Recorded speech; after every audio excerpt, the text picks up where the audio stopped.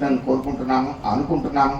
రకరకాల డిఫెన్స్కి సంబంధించిన పరిశ్రమలు కూడా వస్తాయని అనుకుంటున్నారు. ఖచ్చితంగా బుద్ధప్రసాద్ గారు, పార్థసారథి గారు, ఈ రాష్ట్ర ప్రభుత్వం దాని గురించి చాలా కృషి చేసి ఇక్కడ పరిశ్రమలు తీసుకునే విధంగా చేస్తారని అనుకుంటున్నాను. దానికి ముఖ్య కేంద్రం నాగాయలంక క్షిపణి పరీక్షా కేంద్రం అవుతుందని అనుకుంటున్నాను. ఈ ప్రభుత్వం నిన్ననే నేను ఇక్కడికి సాయంత్రం వచ్చినప్పుడు చీఫ్ సెక్రటరీ గారు ఫోన్ చేసి కొద్దిసేపు మనం కలుద్దాం, మాట్లాడదాం అన్నారు. నేను వెళ్ళాను. వెళితే మాట్లాడినంత దేని గురించే, ఏది ఇక్కడ నాగాలంక పరీక్ష కేంద్రం గురించి కాదు, అప్పటికి వారికి తెలీదు.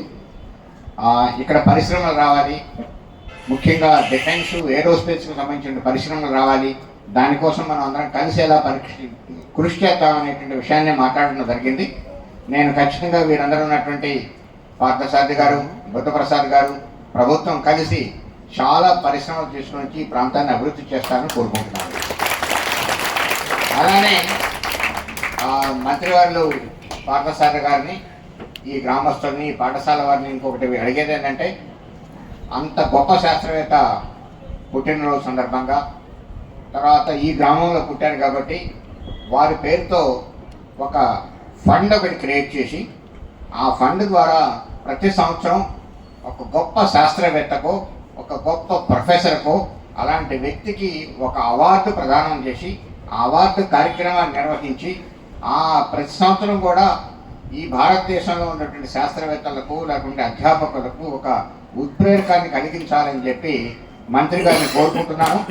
మీరు దానికి కావాల్సినటువంటి సహాయ సహకారాలను ఏమి చేయాలనో నేను చేసేందుకోసం నేను పూర్తి సన్నద్ధంగా ఉన్నానని చెప్పి మంత్రి గారికి చెప్తున్నాను. కాబట్టి చివరిగా కోరేది ఏంటంటే, ఈ పాఠశాలను నేను ఇందాక చూశాను. 116 సంవత్సరాల క్రితం ఈ పాఠశాల ప్రారంభమైంది. 116 కరెక్ట్గా సంవత్సరానికి 1908లో ప్రారంభమైంది.